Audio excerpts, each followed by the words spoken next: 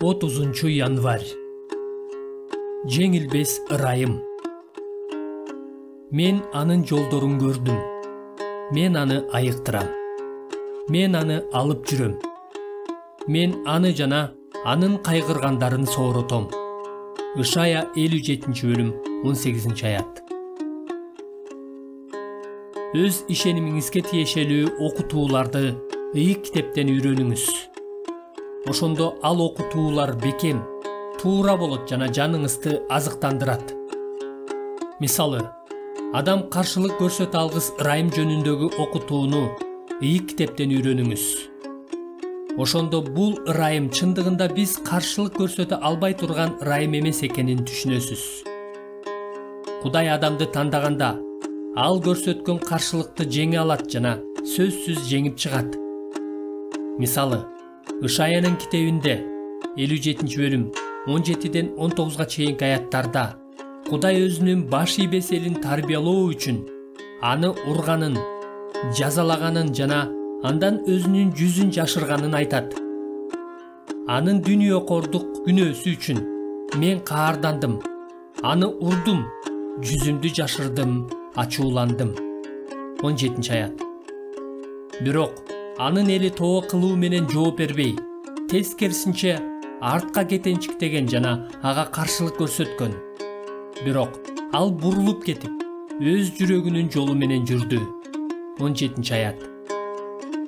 Демек, адам ырайымга каршылык көрсөтө алат экен да. Керек болсо, Степан жүйүт эл башчыларына мындай дейт эмеспи? Ата-бабаларыңарга окшоп, силер да ыйык рухка каршы чыгасыңар. Элчилердин иштери 7-бөлүм 51-аят. Анда Кудай эмне кылат? Тоо кылгысы жана толуктукка ээ болгусу келбей, каршылык көрсөткөндөргө бир нерсе кылганга анын күчү жетпейби? Жок, андай эмес. Анын күчү жетет. Ышаядан алынган үзүндүдөгү кийинки аятта мындай деп жазылат: Мен анын жолдорун көрдүм. Мен аны айыктырам. Мен аны алып жүрөм. Мен аны жана анын кайгыргандарын сооротом. Ышая 57-бөлүм 18-аят. Демек, эгерде адам баш ийбей, ырайымга каршылык көрсөтүп, артка кетенчиктесе, Кудай мен аны айыктырам дейт. Ал аны сооротуп кайра калыбына келтирет. Кайра калыбына келтирүү толук жана бүтүн кылуу дегенди билдирет. Бул сөздүн шалом, тынчтык деген сөз менен байланышы бар. Кудай ырайымга каршылык көрсөткөн жана артка кетенчиктеген адамды кантип артка кайтарып, толуктукка жана тынчтыкка ээ кылаары кийинки аятта түшүндүрүлөт. Ал муну мындайча кылат: Анын оозуна даңктоо сөздөрүн салам. Мен тынчтык, алыскыларга да, жакынкыларга да тынчтык деген сөзүмдү аткарам дейт Теңир. Мен аны айыктырам. Ышая 57-бөлүм 19-аят. Кудай адамда жок нерсени, тынчтыкты жана толуктукту жаратат. Биз ушундай жол менен куткарылабыз. Кудайдан алыстап кеткенибизде, ал бизди өзүнө ушундай жол менен кайра-кайра кайтарат.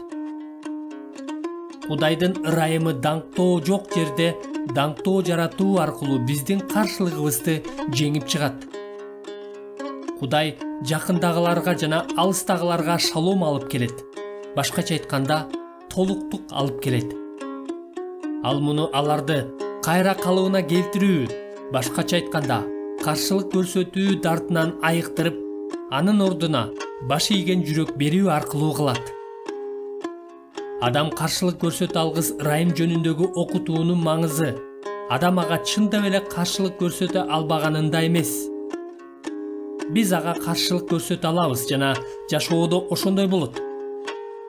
Анын маңызы мындай: Кудай бизди тандаганда, биздин каршылыгыбызды жеңип чыгып, ичибизде тил алчаак рухту кайра калыбына келтирет. Жаңы нерсени жаратат.